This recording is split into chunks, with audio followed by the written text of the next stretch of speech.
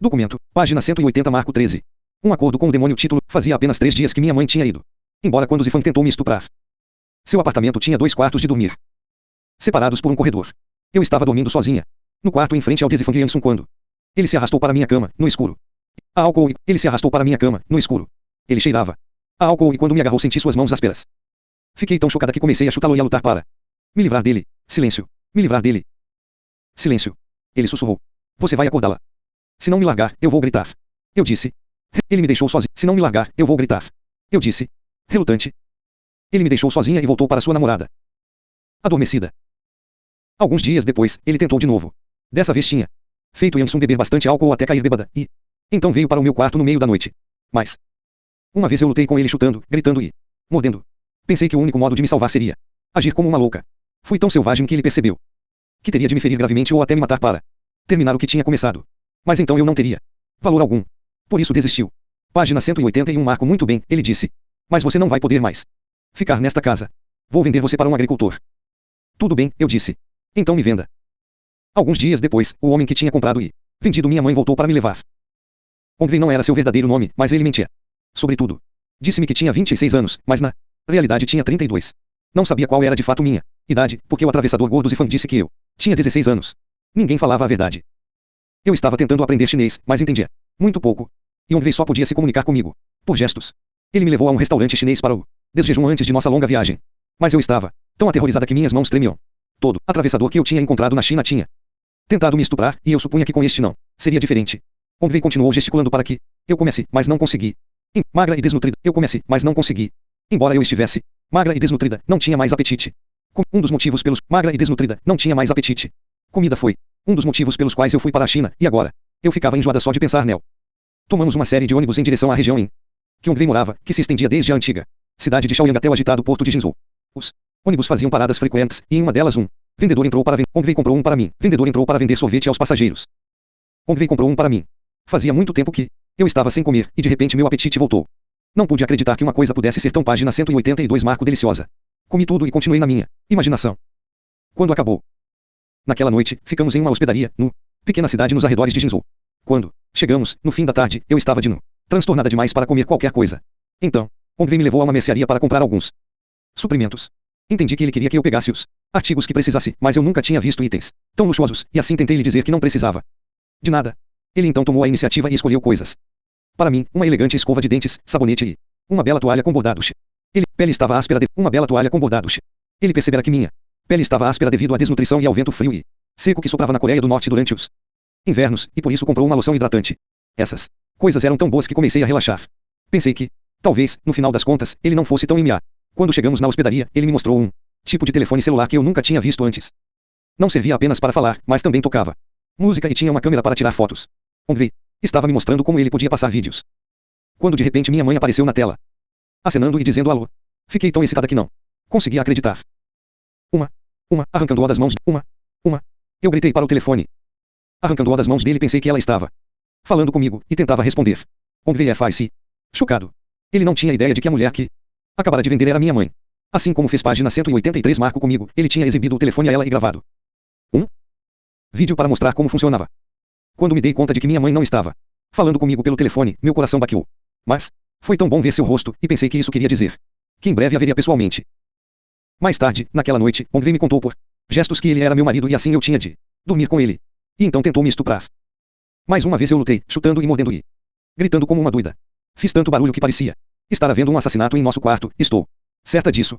Então Ongvei desistiu e foi dormir. Passei noite de costas para a parede, certa disso. Então Ongvei desistiu e foi dormir. Passei a noite de costas para a parede, olhos fixos e injetados sangue, esperando que ele tentasse de novo. Na manhã seguinte, Ongvei tentou me conquistar com presentes e gentilezas. Ele me levou a uma loja e comprou um par de jeans, um suéter e uns tênis de corrida. Eu tinha visto esse tipo de calçado quando assistia em segredo à televisão chinesa, na Coreia do Norte. Sonhava em ter um par. Agora o sonho se tornou realidade e eu ainda me sentia triste e miserável. Comecei a perceber que toda a comida do mundo, todos os tênis de corrida, não conseguiriam me fazer feliz. As coisas materiais não tinham valor. Eu tinha perdido minha família. Eu não era amada, não era livre e não estava segura. Estava viva, mas tudo o que fazia a vida valer a pena estava perdido. Depois de passarmos um dia naquela pequena cidade de interior, Ongvei contratou um táxi para nos levar até. Página 184 marco Jinzhou. Ele tinha alugado um apartamento de um quarto Num prédio de 4 andares, situado num antigo bairro. Perto do jardim zoológico e de um grande parque. Pareceu um lugar agradável para se viver, mas eu estava aterrorizada com a ideia de ficar lá com Omvei. Uma vez ele tentou me estuprar. Mais uma vez eu lutei com ele como alguém que não tem mais nada a perder.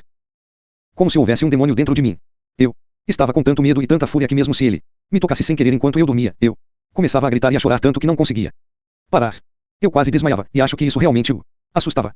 Omvei percebeu que não conseguiria me tomar à força, a menos que quisesse me destruir. Assim, ele me trancou no quarto do apartamento. Durante dias, ou semanas, não faço ideia de quanto tempo foi. Só abria a porta para me levar alimento. Mas eu ainda não tinha mudado de ideia. Então um dia ele resolveu me mostrar minha real situação. Viajamos 2 ou 3 horas até uma casa no campo. Resolveu me mostrar minha Eu ainda não tinha mudado de ideia. Então um dia ele resolveu me mostrar minha real situação. Viajamos 2 ou 3 horas até uma casa no campo, onde Omvei me apresentou a uma jovem norte-coreana grávida, que vivia com um chinês.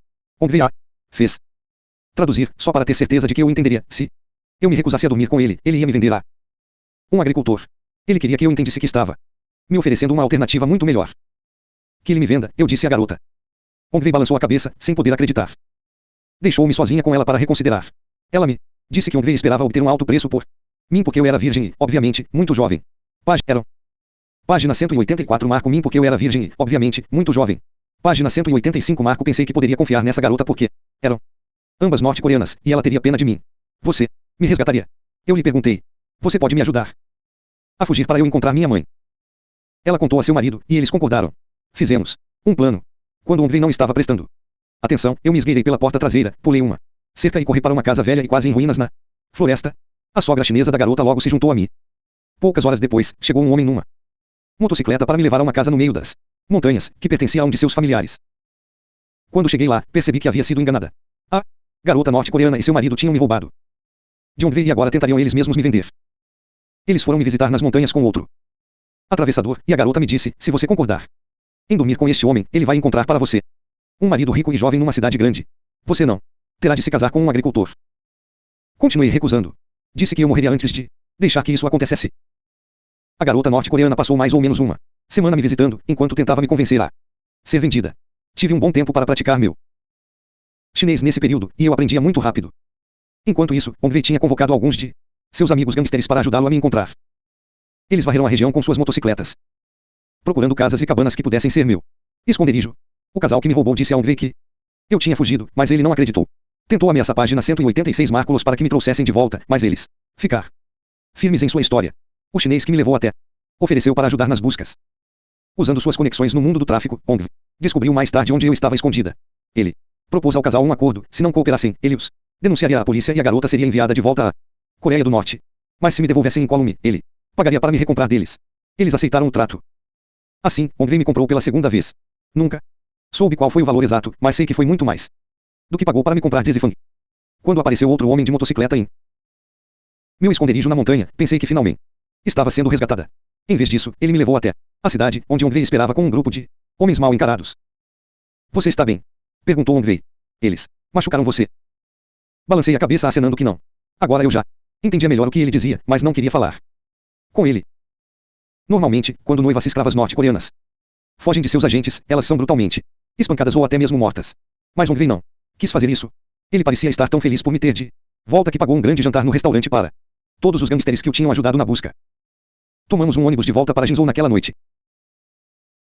Quando caminhava da estação rodoviária para o apartamento, eu me sentia muito forte e calma, porque já tinha tomado a decisão de me matar em vez de. Página 187 marco aceitar essa vida. Tinha perdido o controle de tudo. Mas esta era uma decisão que eu podia tomar. Eu tinha chorado todos os dias desde que deixei a Coreia do Norte, tanto que não conseguia acreditar que houvesse tantas lágrimas dentro de mim. Mas no último dia de minha vida, não haveria mais choro. Assim como eu tinha desistido, Omvei se encheu de esperança. Ele não era um homem religioso, mas às vezes rezava a Buda. Todo o conceito de religião era estranho para mim. Na Coreia do Norte só cultuávamos os ditadores Kim, e nossa fé estava na Juche, a doutrina da autodeterminação nacionalista criada por Kim Il-sung. Praticar qualquer outra religião era estritamente proibido. E se podia ser morto por isso. Mas na Coreia do Norte os videntes são populares, embora não autorizados oficialmente, e muitas pessoas são supersticiosos quanto a datas e números. Assim, eu entendi a natureza extremamente supersticiosa de Omvei. Ele contava os passos quando caminhávamos até o apartamento, e, quando chegávamos, queimava o mesmo número de papéis das link asterisco dinheiro falso enviado ao mundo do além, como oferenda aos ancestrais. Ele esperava que isso lhe trouxesse sorte comigo.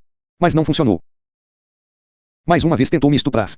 Ele fixou-me braços na cama, mas eu o mordi e chutei com força e fugi. Corri para a cozinha, agarrei uma faca e encostei na minha garganta, de pé na sacada. Eu estava delirando, e gritava em coreano, se chegar perto de mim, eu pulo. Ele não podia entender o que eu dizia, mas podia ver em meus olhos que estava pronta para morrer. Página 188. Marco Onvei falou numa voz tranquilizante, dizendo: Bidong, Bidong, que significa não se mova. Chinês. Ele empregou palavras simples que eu pudesse entender e gestos para descrever uma negociação que ele tinha em mente. Você ser minha esposa, ele disse. Mamãe vem. Papai vem. Irmã vem. De repente, ele tinha a minha atenção. Lentamente. Baixei a faca. Nós nos sentamos e, ainda usando pantomima e palavras simples, ele apresentou sua oferta. Se eu vivesse com ele como sua Xelchif, ou mulherzinha, o que quer dizer amante, ele acharia minha mãe e a compraria de volta. Depois acharia meu pai na Coreia do Norte e pagaria a um atravessador para trazê-lo à China. E me ajudaria a encontrar minha irmã. E se eu não fizesse isso? Me vender. E se eu não fizesse isso? Obviamente ele não poder me vender, e assim me entregaria à polícia chinesa. Eu nunca deixaria isso acontecer, é claro. Eu não conseguia realmente ser lógica naquele momento, mas identifiquei uma oportunidade para faz uma coisa que não seria somente em meu benefício. Na maior parte de minha vida, eu só tinha pensado em mim mesma. Mas agora eu tinha uma oportunidade de priorizar minha família mais do que minha própria dignidade. Eu estava querendo morrer para evitar a vergonha de ser estuprada. Mas agora tinha outra opção. Morrer egoisticamente ou salvar minha família. Mas antes eu tinha de considerar, eu poderia confiar nesse homem. Tudo que me haviam dito desde que tinha deixado a Coreia do Norte era mentira. Mas algo na maneira como Onvei apresentou sua barganha me fez acreditar que estava sendo sincero. Afinal, ele agiu como página 189. Marco determinação para me encontrar depois de minha fuga. Ele sabia que, se não cumprisse com sua palavra, eu me mataria, e a seu modo bárbaro parecia ter sentimentos autênticos em relação a mim. E por fim, não havia outra opção. Por muito tempo eu pensei nisso como um acordo de negócios, não um estupro. Somente agora, com o passar do tempo, eu consigo aceitar o que ocorreu em todas as suas terríveis dimensões. Eu só tinha 13 anos e 6 meses, e era pequena para minha idade. Quando Onvei pressionou seu corpo em cima de mim, pensei que ia me partir ao meio. Eu estava muito assustada, e o ato foi tão doloroso e repugnante e violento que pensei que não poderia estar realmente acontecendo comigo. Um momento depois eu senti como se tivesse abandonado meu corpo e estivesse sentada no chão, junto à cama. Eu estava olhando para mim mesma, mas não era eu. Assim que Onvei terminou comigo, fui para o banheiro e fiquei embaixo do chuveiro pelo que pareceram horas. Sentia-me muito suja e num grande desespero. Esfreguei minha pele até sangrar, e isso fez eu me sentir um pouco melhor. Descobri que a dor física me ajudava a sentir menos dor por dentro, e durante algum tempo adquiri o hábito de me espremer e esfregar com um pano áspero. Às vezes era a única maneira de fugir da dor que sentia no coração. Quando Onvei foi verificar por que o chuveiro está aberto durante tanto tempo, ele me viu no chão do banheiro, largada e quase afogada. Não disse uma página 190. Marco palavra e me carregou de volta para a cama, mas vi que lágrimas escorriam por seu rosto. Eu me senti como se estivesse perdendo a razão. O ato sexual era tão repulsivo que eu vomitava todas as noites. Por muito tempo não consegui comer mais do que algumas colheres de arroz por dia. Depois fiquei apática. E Onvei pensou que eu estava me recuperando. Mas eu só estava me obrigando a ficar viva enquanto observava à distância, como se estivesse fazendo um papel num filme que não terminava nunca. Tudo que restava dentro de mim era um ódio ardente a esse homem. Eu me imaginava matando-o enquanto ele dormia, e então eu fugindo. Mas para onde iria agora? Quem mais poderia salvar minha família? Vamos encontrar logo sua mãe, disse-me Onvei. Uma manhã. Mas há mais uma coisa nesse trato. Você precisa ajudar em meu negócio. Fazia apenas 2 meses que eu estava na China quando comecei a trabalhar para Onvei. Ele levou 2 garotas norte-coreanas para o apartamento, e eu falei com elas e consegui traduzir um pouco. Eu as lavei. Assim como Yang-sun tinha feito comigo, peguei roupas e maquiagem para elas e dei lições de higiene. Ao contrário de minha mãe e de mim, essas garotas, quando fugiram, sabiam que iam ser vendidas na China. Não se importavam com isso, segundo disseram. Seria melhor que morrer na Coreia do Norte. Onvei me levou com ele para ajudar a vender essas moças no interior do país. Concluído esse negócio, voltamos para a aldeia onde ele tinha vendido minha página 191. Marco mãe, e eu me encontrei com o marido chinês dela. Eu agora falava chinês dela. Eu agora falava chinês o bastante para conseguir dizer que queria minha mãe de volta. Negociamos um preço, era minha primeira negociação comercial. Onvei pagou pouco mais de $2.000 para recomprá-la para mim. Em segredo, fiquei contente por ele ter perdido dinheiro no negócio. Alguns dias depois, nos encontramos com a família num lugar secreto no campo para concretizar a transação. Era junho, e a grama estava alta. Minha me viu de longe e veio correndo, descendo por um caminho sujo para me abraçar. Ela não tinha ideia do que havia acontecido comigo, ou que eu estava vindo para buscá-la.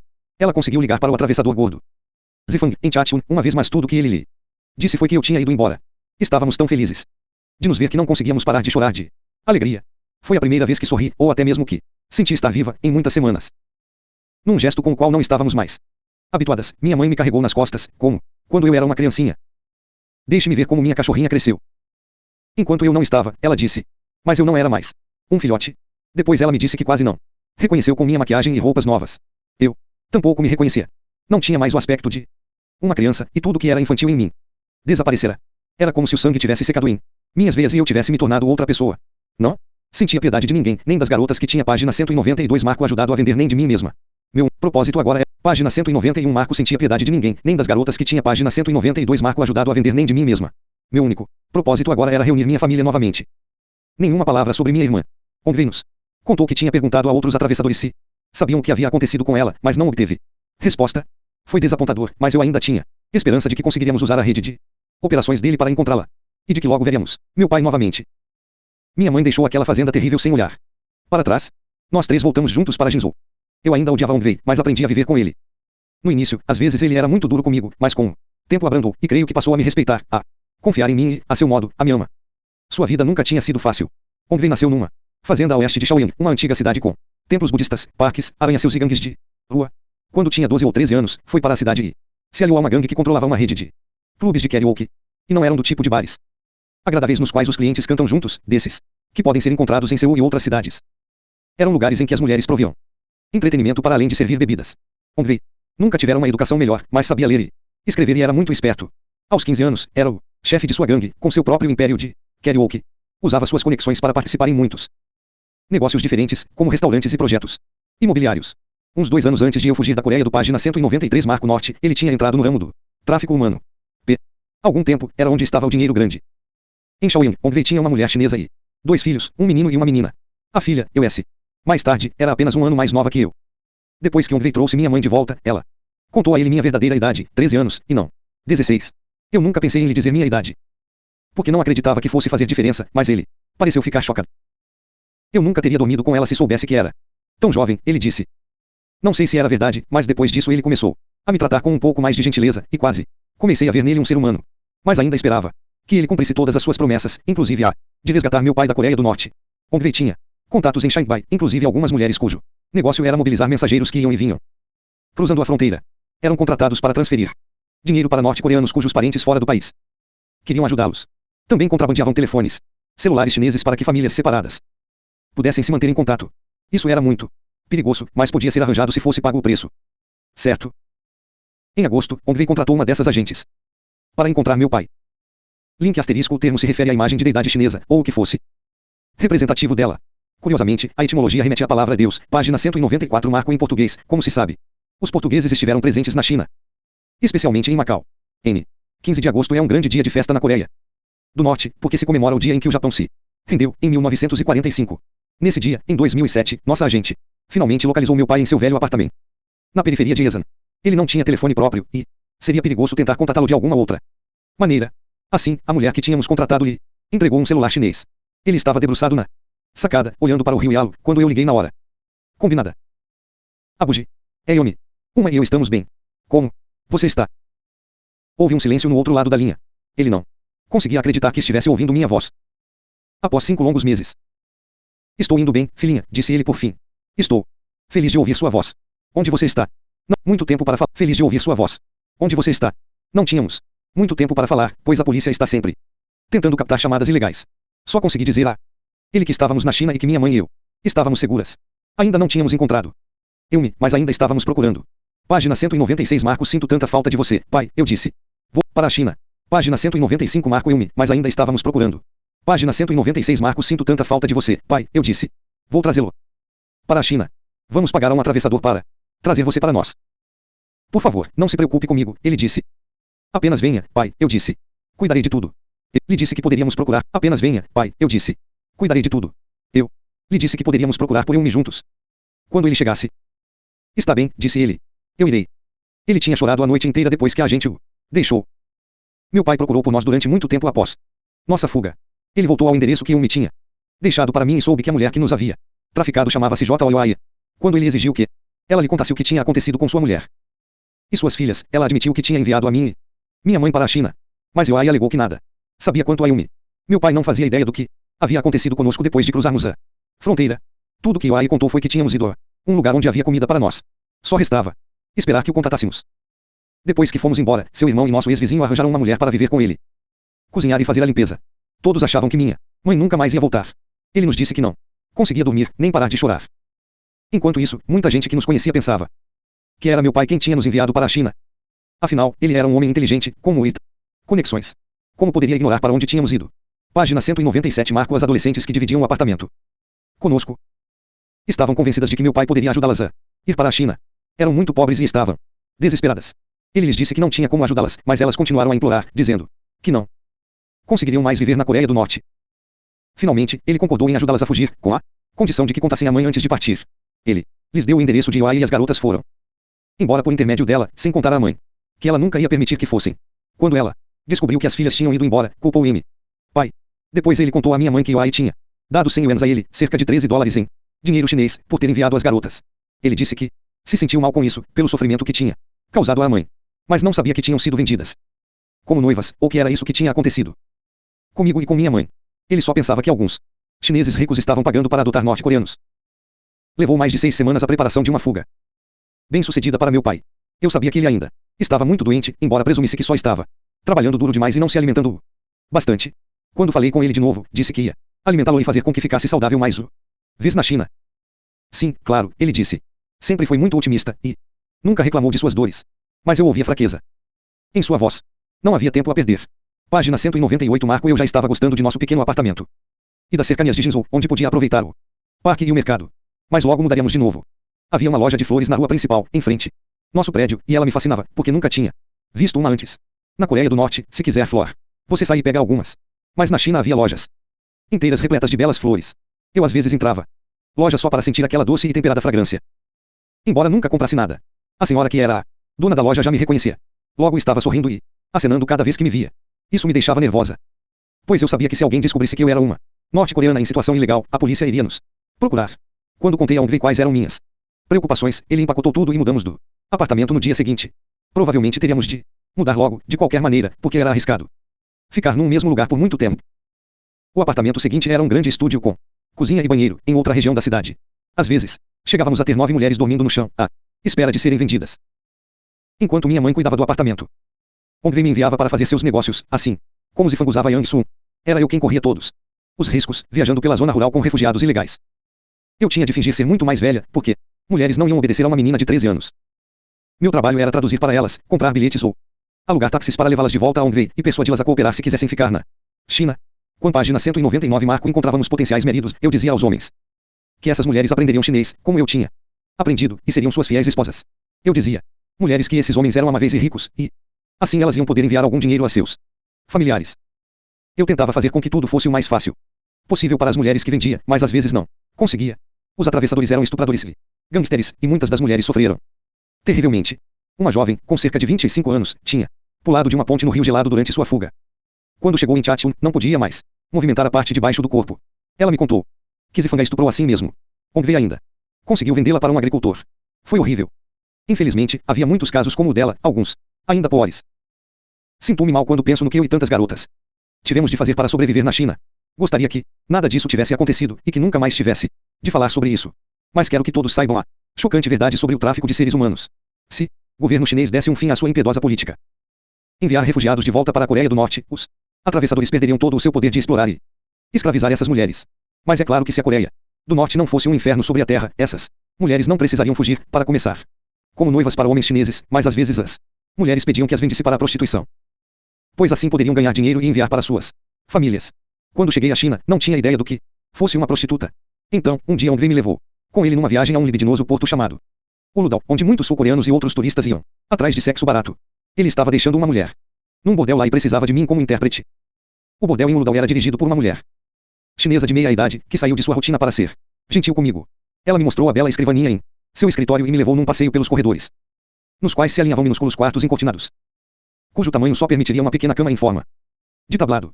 Havia um chuveiro também, embora eu não pudesse atinar porque as pessoas o usariam no meio do dia. Encontrei lá várias mulheres norte-coreanas, inclusive uma linda garota de Pyongyang que já trabalhava no bordel havia 7 anos. Todas as mulheres me contaram como o lugar era ótimo se eu quisesse ganhar dinheiro, e também se quisesse comer kimchi e outras comidas coreanas todo dia e me encontrar com todo tipo de sul-coreanos. Fiquei animada com isso, pois eu queria conhecer um sul-coreano com um sotaque agradável, como os que eu tinha visto em vídeos.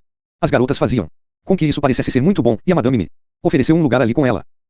Quando disse a Ongvei que queria ficar com Aki, mulher gentil, ele disse, você está louca.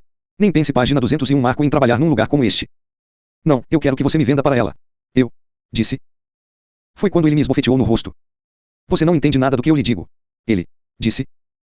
Ele terminou seu negócio e me tirou de lá o mais rápido que pôde.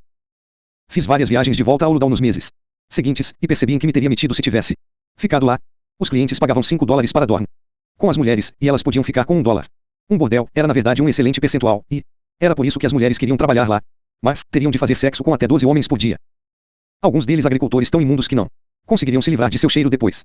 Mas havia lugares ainda piores do que esse. Ongvei me contou de hotéis em Beijing e Xangai, nos quais injetavam drogas nas garotas que queriam deixá-los para viciá-las. Depois disso, nunca mais poderiam fugir. Sem dúvida, o tráfico é um negócio feio e brutal. Sempre que seres humanos são atirados juntos, não importam quais sejam as circunstâncias, encontramos caminhos para nos conectar uns aos outros. Podemos chorar e rir juntos, mesmo nos piores momentos. Minha mãe e eu conhecemos as mulheres que passaram por nossas vidas, e algumas delas se tornaram nossas amigas. Página 202 Marco Miaoke estava com 40 e poucos anos, era de Yesan e tinha fugido da Coreia do Norte 2 vezes. Na primeira vez ela o fez atravessando o rio com uma fio mais ou menos da minha idade, e foram vendidas juntas. Mas quando estavam vivendo com seu marido chinês, a polícia as capturou e repatriou. A filha era jovem Dima para um campo de prisioneiras, e assim foi enviada para reeducação, que significa que passou fome. Apanhou durante semanas. Miaoke foi enviada para um campo de trabalho, onde foi torturada e teve de trabalhar até quase morrer. Depois de sua libertação, Miaoke decidiu arriscar mais uma fuga, embora sua filha estivesse muito amedrontada, tendo ficado para trás. Mia atravessou pela segunda amedrontada, tendo ficado para trás. Mia atravessou pela segunda vez e acabou sendo traficada por Zifang, que a vendeu a Ongvei. Minha mãe e Miaoke se deram bem porque ambas vinham de Yesan, e Miaoke tinha um grande senso de humor. Infelizmente, Ongvei vendeu Miaoke a um agricultor deficiente físico que a tratava mal. O Ron ficava tão nervoso com a possibilidade de ela fugir que agricultor deficiente físico que a tratava mal. O Ron ficava tão nervoso com a possibilidade de ela fugir que seguia por toda parte, mesmo quando ia ao banheiro. Ela não aguentou mais e conseguiu escapar para a agitada cidade de Shenyang, no Nordeste, onde havia uma grande população de desertores norte-coreanos escondidos. Mas Ongvei tinha conexões no submundo de Shenyang, e seus homens a encontraram e a espancaram. Foi enviada de volta ao agricultor. Se tivesse conseguido fugir, Ongvei teria de devolver o dinheiro ao agricultor. As mulheres dele tinham uma garantia de 1 ano, exatamente como um automóvel. Página 203 Marco até ouvirmos as histórias contadas por Miaoke e outras mulheres que conhecemos, minha mãe e eu nunca tínhamos realmente compreendido os perigos de sermos pegas pela polícia e enviadas de volta à Coreia do Norte. Havia grávidas de bebês que, do Norte. Havia histórias ainda piores sobre mulheres grávidas de bebês que eram metade chineses forçadas a abortar, ou que eram executadas se os norte-coreanos as pegassem tentando desertar para a Coreia do Sul. Depois disso, minha mãe e eu juramos que nunca seríamos pegas com vida. A primeira vez que meu pai tentou escapar para a China foi em setembro de 2007. Eu tinha lhe dito que alguém iria a seu encontro assim que atravessasse o rio. Mas quando chegou à outra margem, não havia ninguém esperando por ele. Ongvei pagou ao atravessador gordo para arranjar a fuga, mas ele falhou. Meu pobre pai teve de se ocultar dos soldados novamente em seu caminho de volta à Coreia do Norte. Ele tentou novamente em 1º de outubro. Nessa época, o rio estava caudaloso e frio. Dessa vez, Ongvei foi até pausar gravação, espaço. Documento, caminho. Ele tentou novamente em 1º de outubro. Nessa época, o rio estava caudaloso e frio. O rio estava caudaloso e frio. Dessa vez, Ongvei foi até Shanghai para se assegurar de que nada desse errado. Pagou ao atravessador Zifang o equivalente a $1.300 por meu pai, preço muito alto para um homem em fuga da Coreia do Norte. Ongvei ficou choca quando encontrou meu pai e viu como estava magro e fraco. Ele esperava colocá-lo para trabalhar, a fim de que pudesse pagar sua dívida. Mas agora percebia que meu pai estava muito doente até para viajar de ônibus, e assim Ongvei alugou um táxi para trazê-lo por todo o página 204 Marco caminho até Jinzhou, junto com as duas mulheres que tinha comprado. Chegaram em 4 de outubro de 2007, meu 14º aniversário, 6 meses depois de eu chegar à China. Quando minha mãe e eu vimos meu pai cruzar a porta, corremos para seus braços. Eu mal podia acreditar que tinha minha mãe e meu pai comigo de novo. E foi a primeira vez em muitos anos que meu pai estava lá para comemorar meu aniversário. Em geral ele estava viajando a negócios, ou então, mais tarde, na prisão. Assim, Ongvei decidiu que íamos ter uma comemoração muito especial. Enquanto meus pais e eu chorávamos e nos abraçávamos e conversávamos, Ongvei saiu e trouxe todo tipo de comida e bebida para nós. Eu tinha dito a ele que meu pai gostava de carne, e assim ele trouxe pato, frango, bife e carne de porco. Havia algumas mulheres norte-coreanas morando conosco no apartamento naquela época, e Ongvei tinha trazido outras com meu pai, assim éramos um grupo bem grande. A refeição foi como que um sonho tornado realidade para meu pai, mas foi de doer o coração, pois ele estava fraco demais para comer alguma coisa daquilo. Naquela noite, ele mostrou a mim e a minha mãe um saco plástico com ópio que ele carregava para se matar caso fosse capturado atravessando a fronteira. Disse que também usaria se fosse preso na China, porque não seria mandado de volta, nem se arriscaria a revelar à polícia onde estávamos. Mas estava muito feliz por ter conseguido sobreviver para ver sua família de novo. A única coisa que faltava era Yumi. Ainda não tínhamos notícias, mas meu pai estava muito esperançoso. Tinha página 205 marco planos de procurá-la depois que tratasse de sua barriga. E então talvez encontrasse um meio de começar um negócio, para poder cuidar de nós outra vez. Meu tio Min Sik tinha razão quando disse à minha mãe que seu então futuro marido era como uma planta capaz de crescer de uma rocha sólida. Meu pai rapidamente compreendeu meu acordo com Onvei. Foi doloroso para ele ver sua filha Kasu explorada por esse homem mais velho, mas a realidade era mais complicada, e tal como acontecia com minha mãe e comigo, seus sentimentos em relação a Onvei eram mistos. Meu pai estava agradecido pelo fato de Onvei ter cumprido sua promessa e salvado minha mãe, agradecido por eu não ter sido vendida para um agricultor e perdida para sempre. Ele sabia que as coisas poderiam ter sido muito piores para mim. Ele agradeceu a Onvei por tê-lo trazido para a China e ter permitido que morasse sob o seu teto. Mas, odiava Onvei que morasse sob o seu teto. Mas, no fundo, ele também odiava Onvei. Meu pai mal podia me reconhecer. Agora, com meu rosto maquiado e unhas feitas, eu era uma pessoa diferente, responsável pela vida de meus pais e de tantas outras. No entanto, não havia nada que ele pudesse fazer quanto a isso, e não havia nenhum modo de aliviar o meu fardo. Tinha de se apoiar em mim para tudo. E estava muito doente. Meu pai não era o tipo de homem que revela seus sentimentos mais profundos ou demonstra fraqueza. Ele sempre sorria para mim e me dizia que tudo ia dar certo. Fiquei muito grata por ele me tratar como uma adulta. Mas também sabia que ele ficava arrasado ao me ver privada de minha infância. A única vez que deu indício de seus sentimentos foi quando me abraçou com muita página 206 marco força e sentiu meu aroma. Cheiro de bebê, eu amei, ele disse suavemente. Eu tenho saudade de como você cheirava quando criança. Minha mãe e eu queríamos ouvir todas as notícias de Esan. Meu pai contou dos filhos de seu irmão, que tinham a esperança de se formarem médicos, e de suas irmãs em Pyongyang e Esan. Sua irmã mais nova em Esan era uma viúva que não tivera sorte na vida. Ela e sua filha, que tinha mais ou menos Esan era uma viúva que não tivera sorte na vida. Ela e sua filha, que tinha mais ou menos a minha idade, sofriam de tuberculose. Meu pai me pediu que cuidasse delas e do resto da família, se alguma coisa ali acontecesse. Chungyan tinha entrado para o exército, como todos sabíamos que faria. Mesmo depois de meu desaparecimento, ele continuou fiel a mim. Meu pai diz que ele tinha ido ao apartamento à minha procura. Onde está Yomi? Perguntou. Parecia estar muito triste e ansioso. Meu pai não tinha nada para lhe dizer. Meu pai precisava se internar num hospital chinês moderno o mais rápido possível para passar por uma consulta e fazer exames. Mas havia um problema, a situação dele era ilegal. Não podíamos sequer fingir que era um norte-coreano em visita a parentes porque seus documentos de identidade tinham sido destruídos quando foi para a prisão. E assim, sua admissão num hospital adequado seria dispendiosa e arriscada. A equipe hospitalar poderia entregá-lo às autoridades. Então, em vez disso, nós o levamos a uma clínica pequena, onde não fariam muitas perguntas. Meu pai, página 207 marco, ainda sentia dores terríveis, e mesmo faminto. Estava enjoado demais para comer. A médica da clínica o examinou e disse que achava seu caso grave demais para que eles pudessem tratar. Vocês precisam levá-lo a um hospital imediatamente, ela nos disse. Mas, podíamos fazer isso, um hospital imediatamente, ela nos disse. Mas não, podíamos fazer isso. Assim, ela deu alguns remédios para aliviar a dor. Quando chegamos em casa, ele estava branco como se seu sangue tivesse sido drenado das veias. Decidimos que teríamos de arriscar nossas vidas para que ele fosse admitido num hospital. Onvei não ficou nada satisfeito com essa situação, mas concordou em nos ajudar a interná-lo. No início de novembro, exatamente um mês após ter chegado à China, meu pai foi conduzido à sala de cirurgia de um hospital em Jinzhou. Os cirurgiões abriram sua barriga e logo depois a fecharam. Pudemos ver as más notícias no rosto do médico que saiu para falar conosco. Temo que não haja nada que possamos fazer, ele disse. Este paciente tem um câncer de cólon em estado avançado, que se espalhou por todos os órgãos. Ele explicou que havia tantos tumores que seria inútil tentar operar. Meu pai tinha de 3 a 6 meses de vida, no máximo. Tudo o que podíamos fazer era tentar mantê-lo o mais confortável possível. Página 208 marco título nível 215. Põe ossos.